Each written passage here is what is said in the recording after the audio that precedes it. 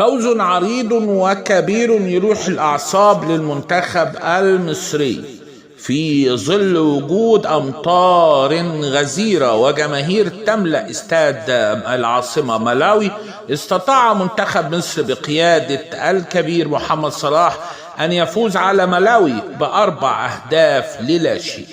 بدأت الأهداف بالأسيست الجميل من محمد صلاح لطارق حامد القادم من الخلف، يضعها قذيفة في المرمى بعد 4 دقائق.